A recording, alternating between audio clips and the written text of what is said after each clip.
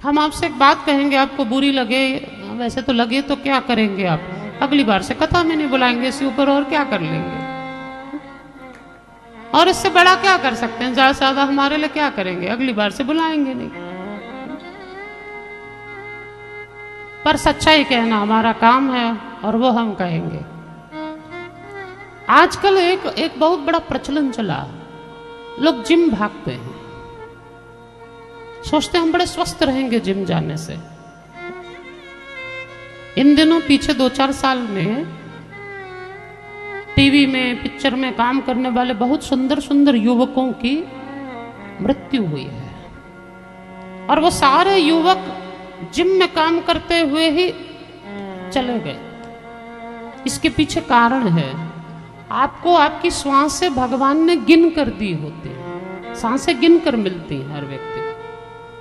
श्वास वो पूंजी है, वो संपत्ति है जो आपको संजोनी चाहिए। पुराने ऋषि सांस रोकने का प्रयास करते थे, जितनी देर सांस रोकते थे उतनी उनकी आयु लंबी होती थी। इसलिए तो पहले के ऋषि हजारों हजारों साल जीते थे, क्योंकि योग में श्वास रोक ली जाती थी। और श्वास रोकने से सांस चलेगी नहीं तो आयु वहीं रुक जाएगी, आयु रुकेगी तो आयु जल्दी बढ़ती नहीं थी। इसलिए हजारों हजारों वर्ष ऋषि मुनि जीते थे। आज हम लोगों ने श्वासों की गति बढ़ा दी।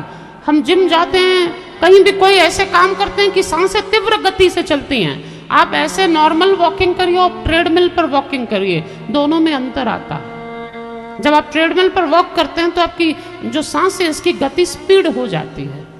एक सामान्य वॉक करने से व्यक्ति का शरीर जितना स्वस्थ रहता है, ट्रेडमिल पर वॉक करने से उल्टा घुटने कमजोर हो जाएंगे और सांसें तीव्र गति से चलेंगी। और तीव्र गति से सांस चलने से आयु क्षीण होती है, आयु कम होती है। क्योंकि भगवान ने तो गिन के बजट दे दिया, भाई इतनी सांसें मेरी तरफ से तेरे लिए अलॉटेड है।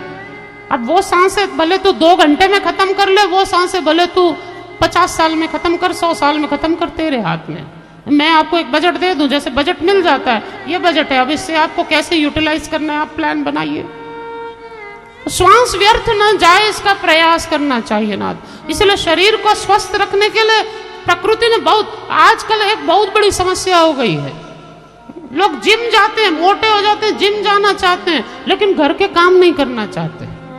घर में झाड़ू लगाओ, पोंछा लगाओ, घर के काम करो, अपने आप फिट रहेंगे, कोई जिम विम जाने की जरूरत नहीं पड़ेगी। बोला गलत बोल रहे हैं? बोलिए ना, गलत है।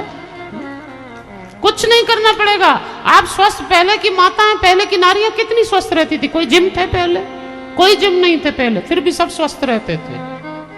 कारण था हम अपने शरीर से कर्म करते थे, और शरीर के कर्म दोनों काम होते थे। एक तो अपने हाथों से भगवान की सेवा हो जाती थी, ठाकुर जी के लिए भोग बनाना है, ठाकुर जी का मंदिर पोंछा लगाना है, अपने हाथों से करें।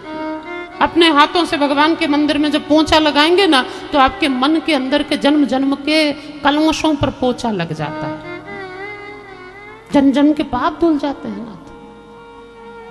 माधव दास जी का चरित्र आपको पता होगा। जगन्नाथपुरी में एक संत हुए माधव दास जी, ये एक घर में भिक्षा मांगने जाते थे, और वो बूढ़ी माई रोज भगा देती थी, भिक्षा नहीं देती, और उसे गुस्सा आता कि ये भिक्षा मांगने क्यों आता है। साधु को देखकर लोगों को कई बार क्रोध आता है, जो ठल्ले किसी काम के न काज के बैठे रहते हैं, मांगने इनके हाथ पैर हैं फिर भी मांगते हैं, ऐसी कई बातें लोग बोल देते हैं। अपने बच्चों को भी लोग साधुओं के प्रति ऐसी भावना बना देते हैं। आजकल माता पिता को अभ्यास है, बच्चों को डराना ना तो बोलते हैं चुप कर जा, नहीं तो बाबा पकड़ के ले जाएगा। डराते हैं ना बच्चों को, तो बोलते हैं चुप कर, नहीं तो बाबा पकड़। हम ट्रेन में कई बार जा रहे हो, कहीं हो ना, तो माँ बच्चे लेकर ट्रेन में ट्रैवलिंग कर रहे होते हैं लोग, तो बोले कि चुप कर, नहीं तो बाबा जी ले जाएंगे तुझे। और कई तो इतनी हद पार कर देती है, एक तो बोली चुप कर, नहीं तो बाबा जी तुझे खा जाएंगे।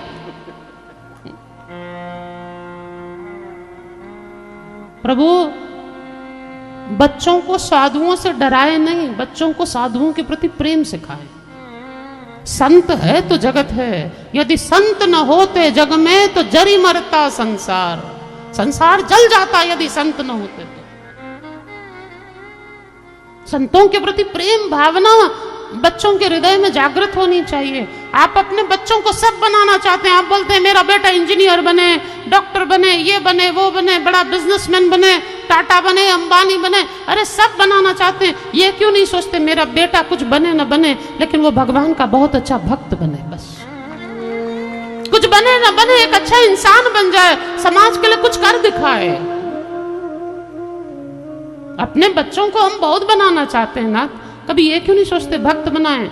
और बचपन में हम ये नहीं सोचते, जब बड़ा हो जाता है ना और फिर हमारी बातें नहीं मानता, तब हम कहते हैं ये कुछ मानता ही नहीं, ये कुछ सुनता ही नहीं, फिर हम परेशान होते हैं। पहले से बचपन से ऐसे संस्कार दें, ऐसे संस्कार हो कि बच्चों में समभावना हो, माधुर्य हो, आदर हो। बच्चों में आदर होना चाहिए, बड़ों के प्रति सद्भाव होने चाहिए।